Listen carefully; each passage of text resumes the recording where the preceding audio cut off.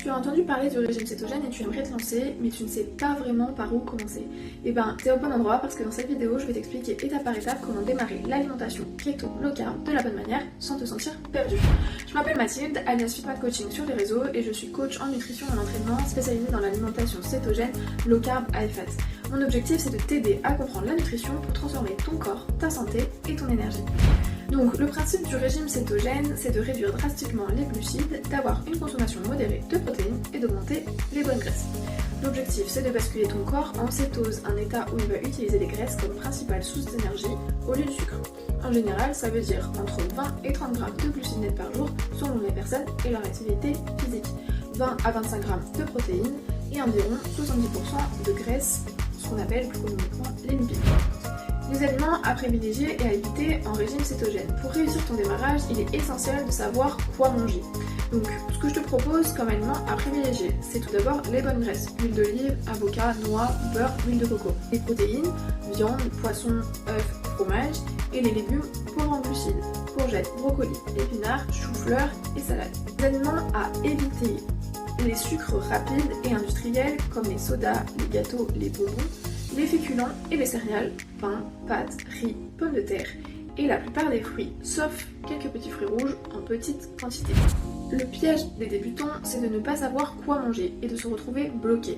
Mon conseil, prépare une liste de repas simples pour te repérer. Voici un exemple d'une journée type que je ferai en cétogène. Pour le petit déjeuner, deux options. Option numéro 1, tu fais le jeûne intermittent. C'est très efficace en cétogène. D'ailleurs, j'ai fait une vidéo Instagram sur le sujet. N'hésite pas à aller jeter un coup d'œil. Ou option numéro 2, tu as besoin de déjeuner le matin et tu vas partir plutôt sur une option salée. Par exemple, une omelette aux champignons avec un demi-avocat.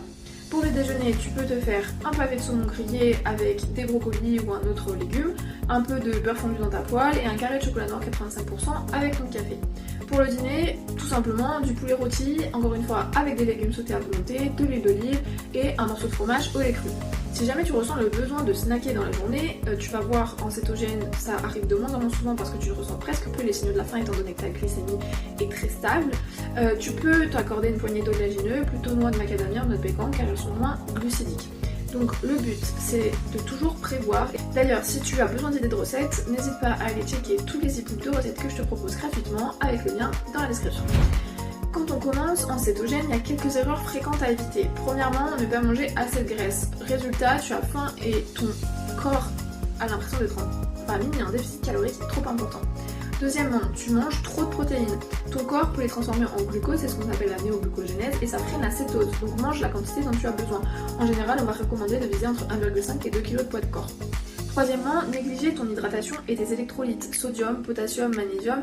N'hésite pas à te complémenter si tu ressens de la fatigue, des maux de tête ou des crampes musculaires de temps en temps. Dernières erreurs, c'est de vouloir être parfait dès le premier jour. Le passage en régime cétogène est un apprentissage, pas une course. Donc avant de faire ça en pilote automatique, il va te falloir faire des erreurs. Tout le monde passe par là, mais rassure-toi, aujourd'hui il existe beaucoup de ressources, de comptes Instagram, de livres pour te documenter sur le sujet. Comment bien gérer ta phase d'adaptation? Les premiers jours, tu peux ressentir ce qu'on appelle la keto-flu ou grippe cétogène en français. Fatigue, maux de tête, baisse d'énergie, c'est normal parce que ton corps est en train de changer de carburant. Pour t'aider, bois beaucoup d'eau, sale un peu plus tes repas pour les fameuses électrolytes et complète en magnésium si besoin. En général, ça va durer entre 3 et 7 jours, puis ton énergie revient beaucoup plus stable et beaucoup plus forte. Pour résumer, voici les étapes clés à suivre si tu veux te lancer dans une alimentation cétogène. Déjà, premièrement, réduis tes glucides progressivement en coupant en priorité les sucres industriels et les céréales. Ensuite, mange des protéines de qualité et beaucoup de bonnes graisses.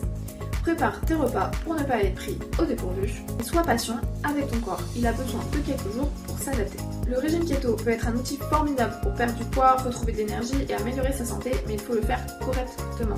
Si tu veux un guide pas à pas pour démarrer le keto en toute sérénité, j'ai créé un guide gratuit que tu peux télécharger, le lien est dans la description.